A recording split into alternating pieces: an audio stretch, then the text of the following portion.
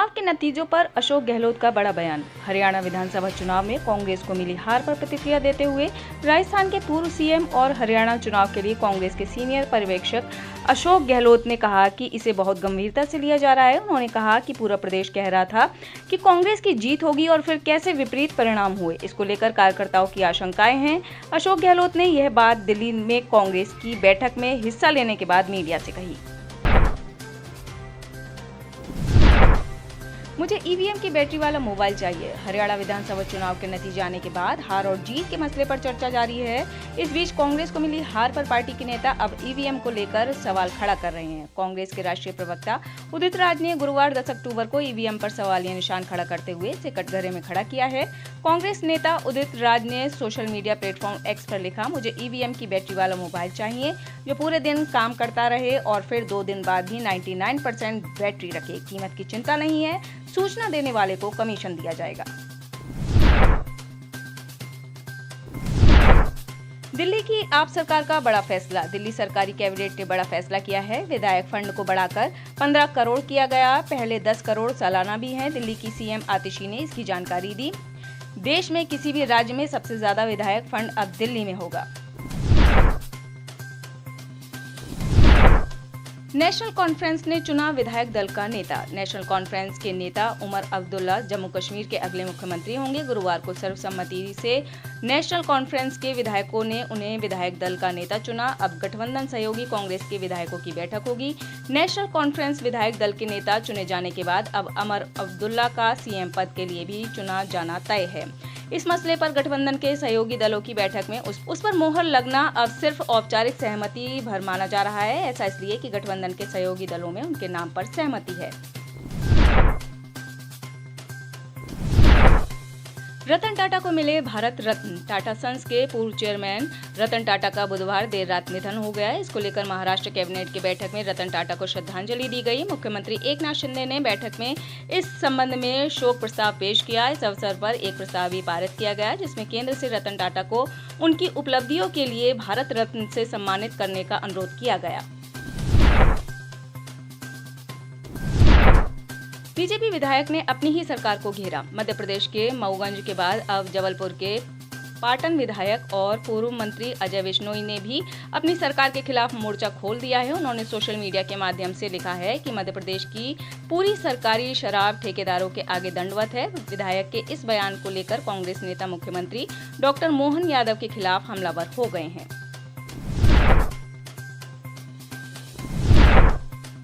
संजौली मस्जिद मामले में फिर नया मोड़। शिमला के संजौली मस्जिद मामले में नगर निगम आयुक्त के कोर्ट के फैसले को मुस्लिम पक्ष ने चुनौती देने का फैसला लिया है।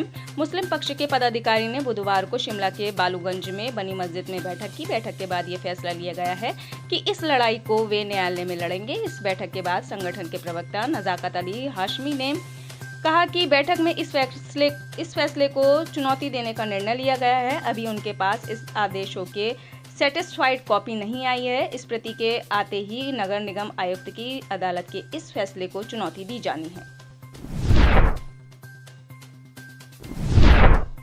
मैंने आज एक प्रिय मित्र को खो दिया। दिग्गज उद्योगपति रतन टाटा का बुधवार देर रात निधन हो गया।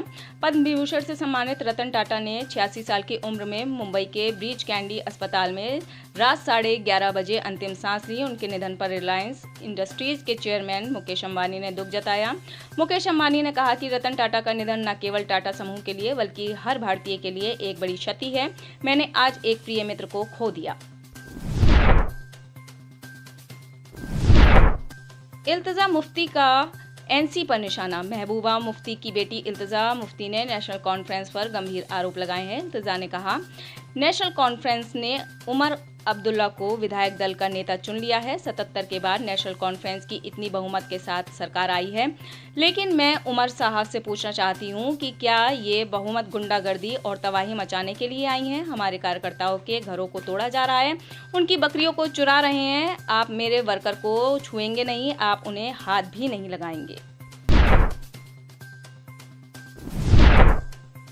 पूर्व सपा विधायक पर धोखाधड़ी का केस दर्ज। मुरादाबाद में पिछले दिनों समाजवादी पार्टी के नेताओं ने कुंदर की विधानसभा क्षेत्र में मुस्लिम मतदाताओं के वोट काटे जाने का आरोप लगाते हुए कलेक्ट्रेट में प्रदर्शन किया था। अब इस मामले को लेकर पुलिस ने भाजपा नेता की शिकायत पर प्रदर्शन करने वाले समाजवादी पार्टी के पूर्व विधायक हाजी रिजवान और उनके परिवार वालों पर धोखाधड़ी, चुनाव में धांधली और समुदाय विशेष को अपराध के लिए उकसाने के आरोप में कुंदरकी थाने में मुकदमा दर्ज कर लिया है।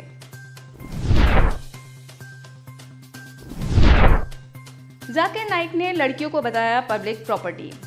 इस्लामिक उपदेशक जाकिर नाइक अक्सर अपने बयानों की वजह से विवादों में घिरे रहते हैं और पाकिस्तान में अपने हालिया बयानों के कारण आलोचना का सामना कर रहे हैं। खासकर उनके द्वारा महिलाओं पर दिए गए बयान पर पाकिस्तानी महिलाओं में नाराजगी देखी जा रही है। ताज़ा विवाद तब शुरू हुआ जब जाकिर नाइक ने एक कार्यक्रम में 10वीं कक्षा की एक छात्रा के सवाल पर जवाब देते हुए कुंवारी लड़कियों को बाजारू कहकर उनकी तुलना पब्लिक प्रॉपर्टी से कर दी।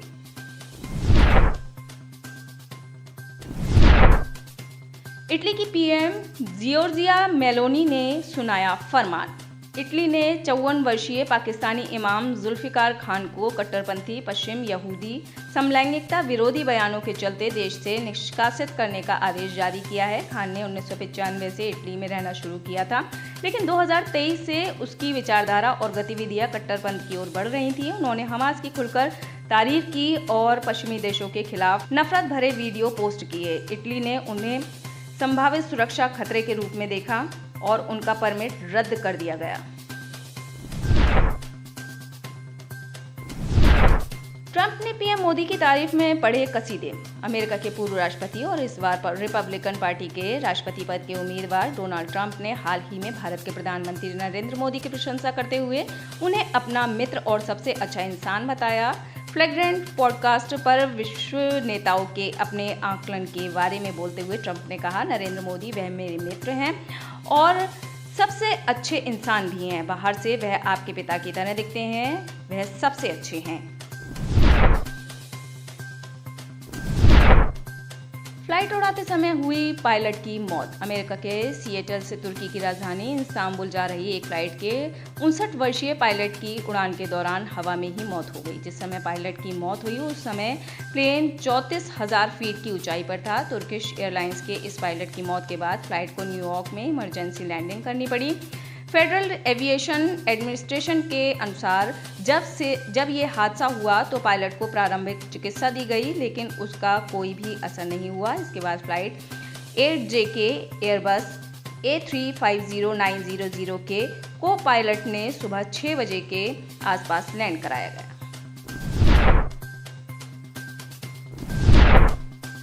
मोहम्मद मोइज़ू ने मारी सबसे बड़ी पलटी। मालदीव के राष्ट्रपति मोहम्मद मोइज़ू इस वक्त भारत में हैं। भारत यात्रा के दौरान उनके तेवर बदले नजर आ रहे हैं।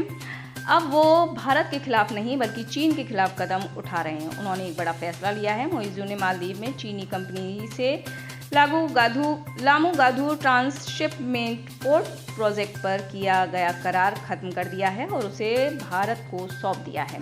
आपको बता दें कि लामू गाधू ट्रांसशिपमेंट पोर्ट प्रोजेक्ट का काम कंप्लीट करने का पहला कॉन्ट्रैक्ट चीन की कंपनी को मिला था। चीन की CAMCE कंपनी लिमिटेड के साथ मालदीव सरकार ने एक समझौता ज्ञापन पर हस्ताक्षर किया था। ऐसा बताया जाता है कि चीन की कंपनी इस प्रोजेक्ट को लेकर काफी सुस्त पड़ी है।